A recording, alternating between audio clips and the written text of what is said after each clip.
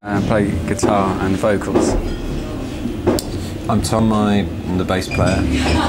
So I started the Oscillation as a studio project in 2006 and signed to a label called DC Recordings, and they kept trying to persuade me to get a band together, and Tom was also working there. I worked for the label. I was the one trying to persuade him, so I ended up playing in the band. So yeah. This is how the live band starts. Yeah. So originally there was not much intention of playing live because of fears, but now I really enjoy it. Started with clarinet when I was 9, got really bored of that. Went on to saxophone when I was 14, got bored of that, and then at 16 guitar, which I loved. And then I spent about 9,000 years trying to start bands or get things happening, but it didn't really start until I wasn't in sort of any like successful bands doing albums and stuff until like about 2006. Literally it means oscillations of everything, sound waves, emotions, everything. It's funny because lots of people thought it's named after the track by Silver Apples called Oscillations, which it wasn't really, was it? No. But then we played lots of gigs with Silver Apples, and I don't know, it's an association that's actually quite accurate and apt in terms of musical influence as well. So yeah, an inadvertent link to some musical heritage. But I don't know, I guess there's lots of album titles by bands like Spaceman 3 and Spiritualize, which also hints at this sonic spectrums and things, which the Oscillation is maybe in this heritage as a name. I mean, I can't... A friend of mine just thought it up one day, said, man, if you ever start doing like psych rock or something, or krautrock, I've got the ultimate name, it's the Oscillation, you can have it. So I was like, oh right, thanks. It's nice to be on a boat and not in a sort of grimy rock and roll venue, which is where we've been most of this week on tour. Actually, except we did play on another boat in France, in Lyon, called Sonic, much smaller than your boat. But also very cool. Kathy, our keyboard player, has a project which is quite to do with amphibiousness, so maybe she is going to be feeling some strong amphibious vibes from the water today. Don't know, we'll see what happens. It's good because there's been like, this is the 5th album, well 4th proper album, but 5th album, so we can kind of pick the songs we like the best out of these, you know, so we've got a stronger set list, so it's a good set to play now. It's been good fun and the tour's going well. We're all very tired. Tom's on the hero because he is driving everywhere. We've been in a lot of countries. This tour's been very focused on going to all the major places, so we had a big show in Berlin and a big show in Paris and a big show in Lyon, and we've never been to Budapest, so this is the first time. Other than that, this tour has been about going to all the major cities of Europe that we've been to many times before, so it's been effective. Yeah, it's been great. And having a lot of big audiences and a lot of warm responses, so it's been a lot of fun.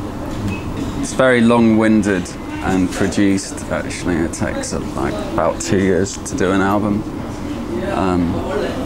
So yeah, you know, it's strange because I kind of record quite a lot in isolation, I guess because it started out as a studio project and it's kind of stayed that way. But as a live band, there's a lot of collaborations and fun to be had. It's kind of a weird way to work, but it's also quite nice because everyone in the band has their own projects as well. So I think it's good not to feel tied to one band for anyone, so you just have fun for one period doing one thing and then people are free to do their other things. I can't master, I give it to a mastering engineer, and then he's very patient with me, and when I realise I've sent him a wrong mix or something, another mix. So quite a lot of post-production is going on to make the record have a kind of peculiarness. It's like not overtly just a way of recording. You know, Tom was really into this with Tamaga, like reamping sounds, putting kick drums through a synthesizer or something. But I'd do it more in a subtle way. So it's just there's something kind of slightly weird about the mix, and it's something behind the songs that's a bit kind of weird. The sounds, or it's quite often a groove, like a drum beat, and I don't have an idea about the melody. But yeah, it's usually some kind of melody, but it doesn't sound cool until I work out what are the right instruments to make that sound, or this is why, I guess post-production takes a long time, and recording just on getting the right guitar sound and vocal delivery. Cure, Spacemen 3, Public Image Limited, I like Can and Noi, early Pink Floyd, sort of quite a lot of goth music. Well, like early Sisters of Mercy and Susie and the Banshees and stuff like that. I like quite odd sort of avant-garde music as well, sort of Stockhausen and Xenakis and Terry Riley and Steve Reich and people like that. So maybe there's a bit more of that going on in my influences that makes things a bit more sonic and a bit more meta. But I was also into pretty much all the bands that Demian mentioned. That's why we ended up playing in a band together. With similar love. Similar taste, yeah. I think that informs a bigger sense of sound, of the whole, and not just a melodic thing or a rhythmic thing, like a sense of presenting a bigger picture. Yeah. Sonically. Yeah. I'm really interested in that. It's this thing of subtlety in post-production. Like if you got rid of the drums, the bass, a lot of the guitar and the vocals, there would be quite a lot of ambient shit going on, ambient sounds going along in the background.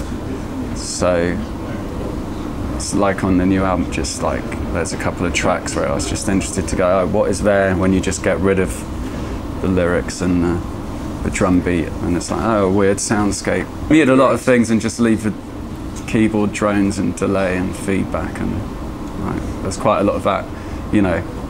Well, like the Mary Chain, Psycho Candy, it's just very, or Velvet Underground, you can just hear the feedback almost in front of the music, but it's kind of more behind it.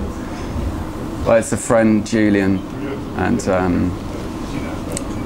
he's often with us on the road, but he couldn't be on this tour. But I guess his multimedia way of working, like I think his original interest was, I can never remember the name. Stone Braquage. Yeah, that's it. Yeah, you know, oil projections and like they used and this sort of Velvet Underground guy and early Pink Floyd shows. But he's getting more interested in digital media as well, like digital feedback, stuff like that. So he's kind of blending it all together. But he kindly gave us, we've got his kind of light show that we can project here. But usually if he comes on tour, he has about 9 million boxes. Usually has oils and paints. As much equipment for the visuals as we do for the amplifiers and stuff. Huge projectors, vintage projectors and stuff. So it's a shame he couldn't come. He would have loved this place. But yeah, you still get a Julian Hand film as part of our set. Yeah. So that he's made specially. So. Yeah. It's a combination that we all agree on, so that we all enjoy the set. Like, you know, because sometimes there's one song that I'm more attached to but other people don't enjoy playing, or a song that the drummer hates playing or the keyboard player, you know. So then we just democratically got a set that we all like, and also like we have being objective. Some new ones. I know, there is a lot of new ones. 4 new songs from the new album. Yeah, but we've got a set that I think we all really love playing, so. Some classics from the previous albums. Bruce Springsteen? No Bruce Springsteen. Yeah, there might be a live record coming out. Yeah, going to work on that, trying to get it recorded as much as possible to compile a good live double album on vinyl. And then yeah, we've got a few great gigs coming, like the Eindhoven Psych Fest being very supportive, so it's going to be a lot of fun to go back there. It's like a pretty big place.